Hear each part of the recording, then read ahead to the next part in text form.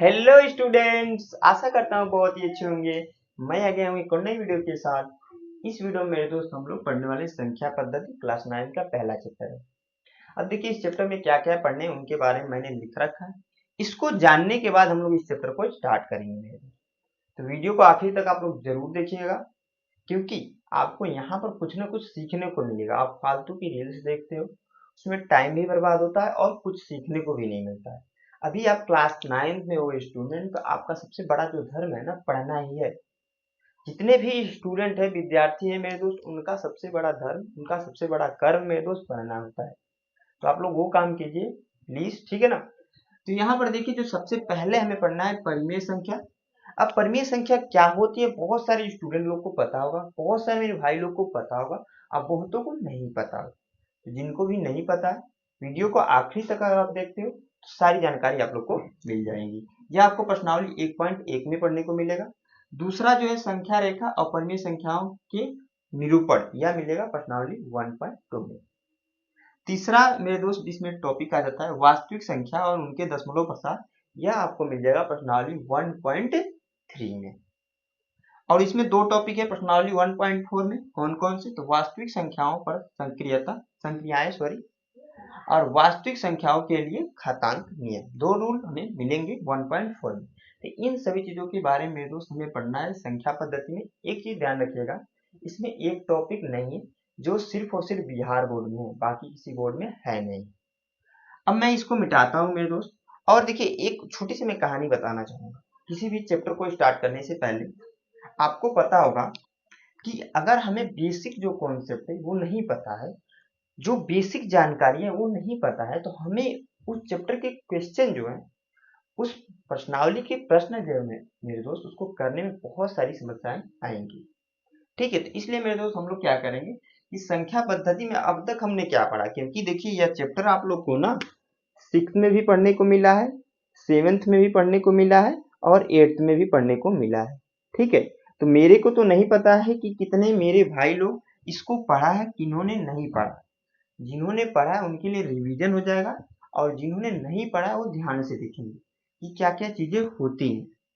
ठीक है, तो मैं इसको मिटाता हूँ, उसके बाद से उसको नोट करके मेरे दोस्त बताता हूँ। हाँ, तो मेरे दोस्त आगे बढ़ेंगे।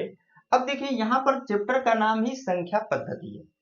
तो संख्या का मतलब आपको पता होगा नंबरों के बारे में, इंग्लिश उसकी होती है नंबर। और नंबर क्या होते हैं मेरे दोस्त, तो जैसे कि 1 हुआ, 2 हुआ, 3 हुआ, 4 हुआ, या फिर -5 हुआ, -6 हुआ, यह सब क्या है, नंबर ही तो है। यानी कि इसी के बारे में पढ़ना है। संख्या मतलब आपके यह सब हो गए। अब पद्धति का मतलब होता है मेरे दोस्त सिस्टम, इंग्लिश इसका होता है सिस्टम। आप लोग जो भी सिस्टम समझ सकते हैं मेरे दोस्त। देखिए अगर आप देखोगे क्लास 9 में, आप लोग क्लास में जाकर बैठते होगे, तो एक तरफ लड़के बैठते हैं, एक तरफ लड़कियां बैठती हैं। ठीक है, तो वह एक सिस्टम ही तो है, वह एक पद्धति ही तो है बैठने का। आप क्लास 9 में पढ़ रहे हो, ठीक है, आप क्या मेरे दोस्त क्लास 9 में पढ़ रहे हैं मेरे बच्चे। बहुत सारे स्टूडेंट 10th में भी होंगे आपके सीनियर, 8th में भी आपके स्टूडेंट पढ़ते हैं। तो क्यों ऐसा होता है, क्योंकि सबका जो है सिलेबस अलग अलग है, पढ़ने का तरीका अलग है, और यह एक सिस्टम बनाया गया, एक पद्धति बनाया गया। ठीक है, पद्धति कुछ खास नहीं है, यही सब जो चीजें हो रही है ना, वही पद्धति। समझ में आया?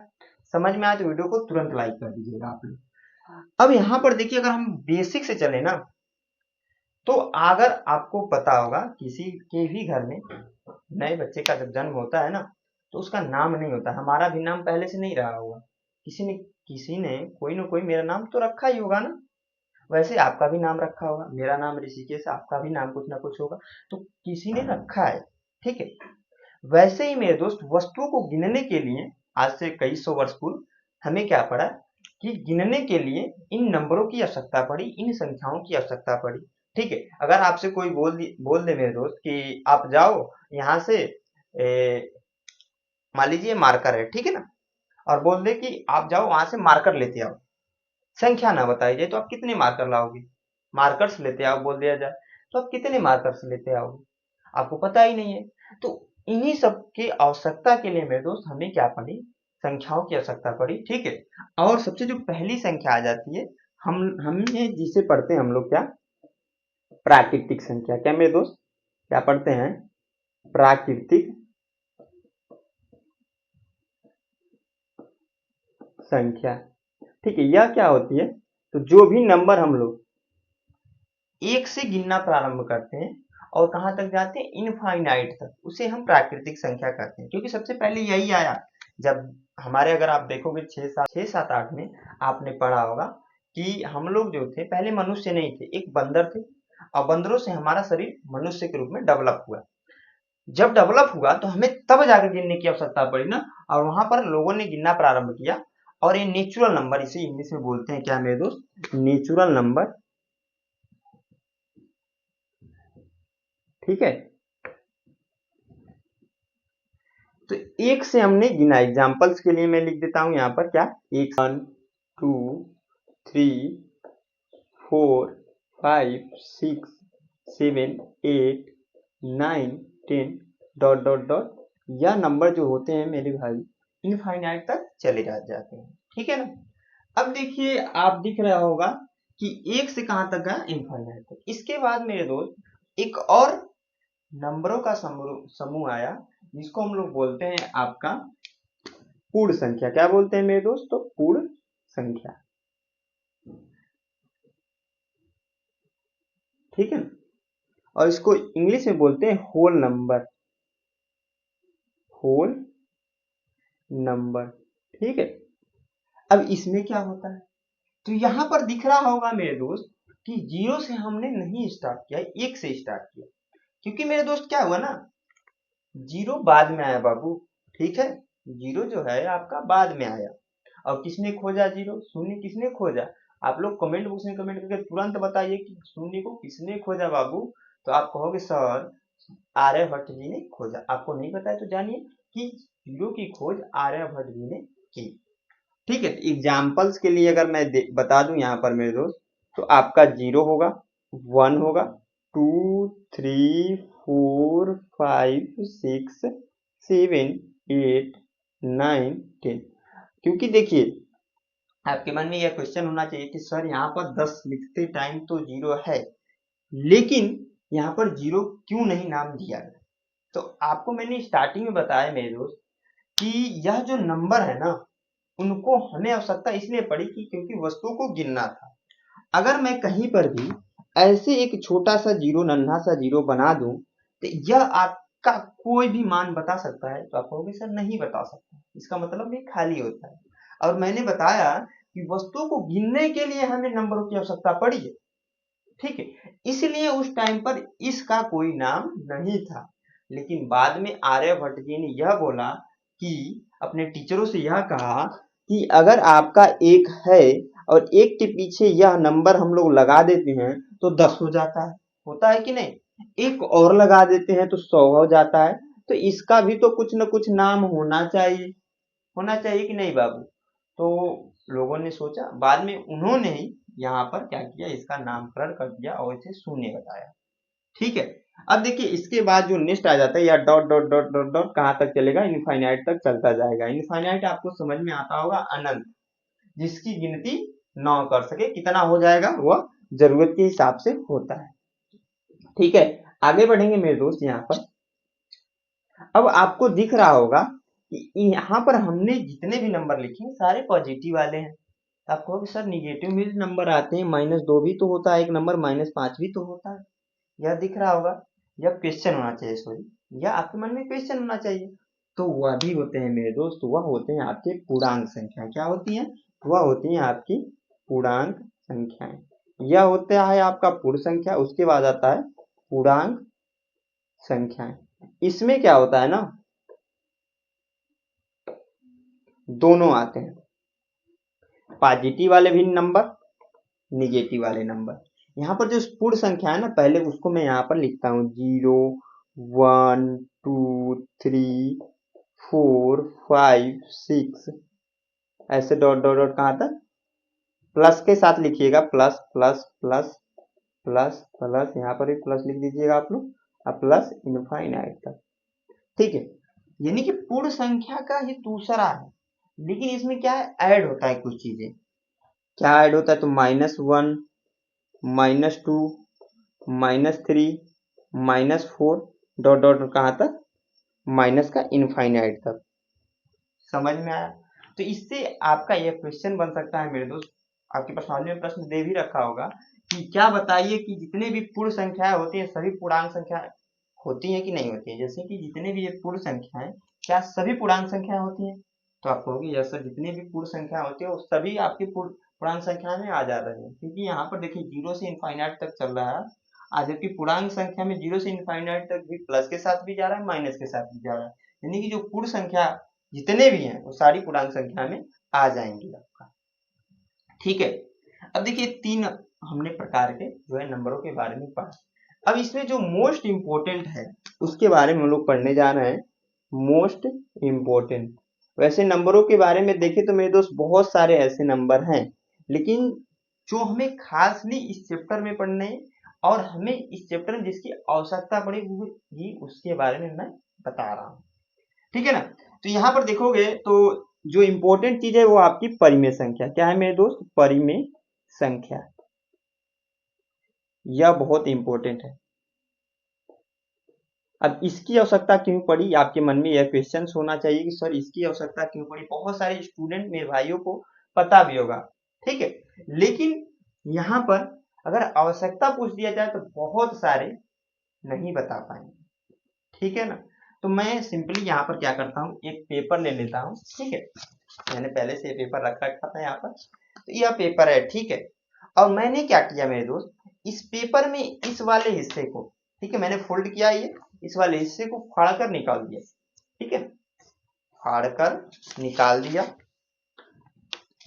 ऐसे अच्छे से। मैंने क्या किया, यहाँ पर अच्छे से फट नहीं रहा, थोड़ा सा रुक जाइए। ठीक है, अच्छे से समझेंगे मेरे दोस्त कि रेशनल नंबर हम लोग क्यों पढ़ते हैं, या फिर कहने परिमेय संख्या क्यों पढ़ते हैं, इसको अच्छे से हम लोग समझेंगे यहाँ पर। ठीक है ना, मैंने क्या किया, यहाँ पर आराम से ऐसे फाड़ कर निकाला। तो निकालने के बाद देखिए यहाँ पर क्या था, जब ऐसे ही था तो ये एक पेज था, जब मैंने इसको ऐसे निकाल दिया तो इस पेज में कितने भाग बचा हुआ है। तो आप कहोगे सर अगर आप ऐसे, मैं दिखा दूं आप लोग को, तो आप यह बोलोगे सर यह पेज में टोटल कितने भाग हैं, 4 भाग है कि नहीं, 4 भाग है। ठीक है, तो नीचे लेंगे 4, नीचे वाला 10 आता है। ठीक है, और ऊपर वाला क्या है आपका 1 भाग, तो 1 भाग हमने फाड़ कर फेंक दिया। और बहुत सारे स्टूडेंट इसमें भी कंफ्यूज होंगे सर ये कैसे लिखा है। तो आपको मेरे दोस्त मैं बता दूं, सबसे पहले मैं इसका डेफिनेशन जो होता है उसको प्रॉपर लिख दूं, क्योंकि ये इंपॉर्टेंट है। क्या होता है मेरे दोस्त, तो वह संख्या जिसे हम P/Q के रूप में लिख सकें। ठीक है, थोड़ा सा आप लोग एडजस्ट कीजिएगा मेरे राइटिंग से, लिख सकें तथा साथ ही लगाइए। ठीक है, साथ ही P व Q पूर्णांक संख्या हो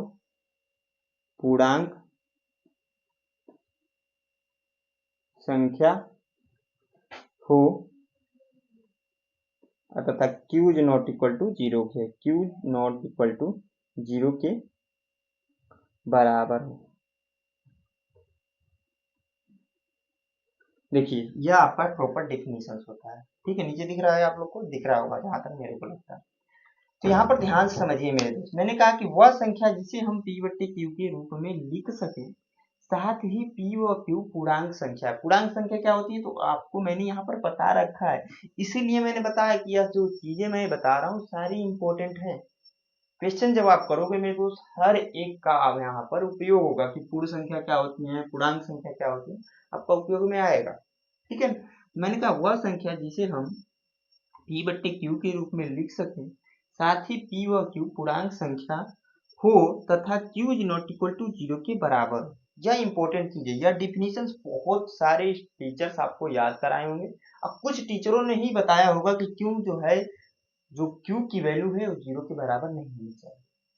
ठीक है, इसको समझते हैं, यह इंपॉर्टेंट चीज है, समझने लायक हमारे लिए आना। ठीक है, इसको समझते हैं। मैं इसको मिटाता हूँ, यहाँ पर नोट कर देता हूँ आप लोग को। ठीक है ना। अच्छा लग रहा है कि नहीं, वीडियो में मजा आ रहा है कि नहीं, आप बताइए मजा आ रहा है कि नहीं भैया। बाबू मजा आ रहा है, मजा आ रहा है तुरंत वीडियो को लाइक कर दो आप लोग।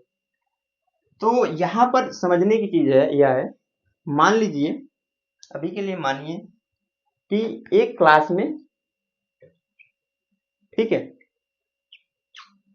एक क्लास में या फिर क्लास 9 में, ठीक है ना, 8 बच्चे हैं, 8 स्टूडेंट हैं, ठीक है। जिसको क्या होता है भाई, यहाँ पर 8 कलम भी है, 8 कलम है। तो आपसे पूछा जाएगा कि हर एक बच्चे को कितना कलम मिलेगा, तो आप कहोगे सर हम क्या करेंगे कि 8/8 करेंगे और कैंसिल आउट करेंगे तो एक आएगा, यानी कि एक कलम हर एक बच्चे को मिल जाएगा, ठीक है, एक कलम, ठीक है, यहाँ कलम रहेगा, हर एक बच्चे को मिलेगा। मैंने यहाँ पर क्वेश्चन थोड़ा सा चेंज कर दिया, मैंने कहा कि 8 बच्चे हैं, सॉरी, हाँ, अब 4 बच्चे हैं और 8 ही कलम है,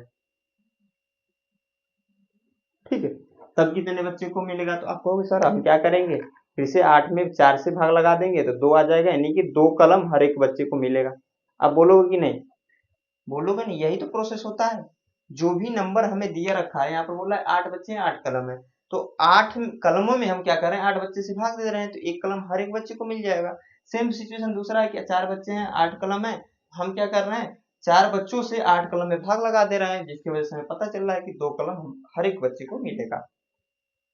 तीसरे क्वेश्चन में मैंने यह पूछ दिया कि एक बच्चा है और 8 कलम है, तो आप कहोगे सर 8/1 हो जाएगा और यहाँ पर क्या होगा, 8 कलम, यानी कि एक ही बच्चे को 8 कलम मिल जाएगा।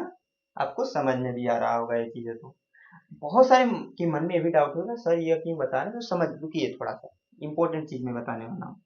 अगर मैं यहाँ पर बोल दूं कि 0 बच्चा है, बच्चे हैं 0 बच्चे हैं और आपके पास क्या है 8 कलम, तो क्या क्वेश्चन उठता है बाबू, आप कहोगे सर 8/0 कर दीजिए, ठीक है। मैंने कहा यहाँ पर 8 कलम है और 0 बच्चे हैं, तो हर एक बच्चे को कितना कलम मिलेगा। कहोगे सर आप पागल हो गए हैं क्या, जब स्टूडेंट ही नहीं तो कलम किसको देंगे आप, यह आपके मन में क्वेश्चन होना चाहिए।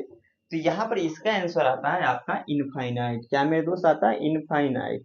इनफाइनाइट का साइन यह होता है, यानी कि जब बच्चे ही नहीं है तो हम लोग किसको कितना कलम देंगे यह हमें पता ही नहीं है, ठीक है ना। तो यहाँ पर जो नीचे वाला आपका डिनोमिनेटर का लें या फिर हर है, यह ऊपर वाले नंबर का क्या बता रहा है, भाग बता रहा है। क्या बता रहे हैं मेरे दोस्त, भाग, ठीक है। इसको क्या कहते हैं हम लोग, अंश कहते हैं। ऊपर वाले नंबर का भाग बता रहा है। अब देखिए इस पेपर की सहायता से बहुत आसानी से समझ सकते हो कि जैसे कि यह एक पेपर है, ठीक है, और यहाँ पर मैंने इस पेपर को 4 भागों में फोल्ड कर रखा है, 1 2 3, और ये अब मैंने फाड़ दिया 4 भाग है, ठीक है। आपसे यह बोल दिया जाए कि यहाँ पर ये जो आपका पेपर है ना, इसका कितना भाग फट गया है।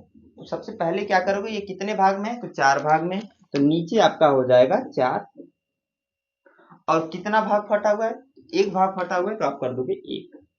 कि यहाँ पर यह पेपर का कितना भाग फटा हुआ है यह बताएगा, ठीक है। अब कितना भाग है, तो इसके लिए आप क्या करोगे, नीचे कर दोगे 4, और कितने भाग है, 1 2 3, 3 भाग है तो 3, ऐसे हम लोग दर्शाते हैं। और इसीलिए मेरे दोस्त आपका Q की वैल्यू जो है 0 के बराबर नहीं होती है, क्योंकि जब मैंने Q की वैल्यू 0 के बराबर की तो उसका आंसर ही नहीं प्राप्त होगा हमें, ठीक है। तो इसलिए लिखा जाता है कि वह संख्या जिसे हम P/Q के रूप में लिख सकें, साथ ही P व Q पूर्णांक संख्या हो तथा Q is not equal to 0, यह साइन होता है, ठीक है। Q के बराबर करके जब हम काट देते हैं ना, तो इसका मतलब होता है Q is not equal to 0 के बराबर हो, ठीक है, यह कंडीशन होता है। एग्जाम्पल्स के लिए अगर आप देखोगे, ठीक है, मैं यहाँ पर लिख देता हूँ क्योंकि नीचे आप लोग को नहीं दिखेगा, तो आपका यहाँ पर हो जाएगा 3/2, 1/2, माइनस का 2/3,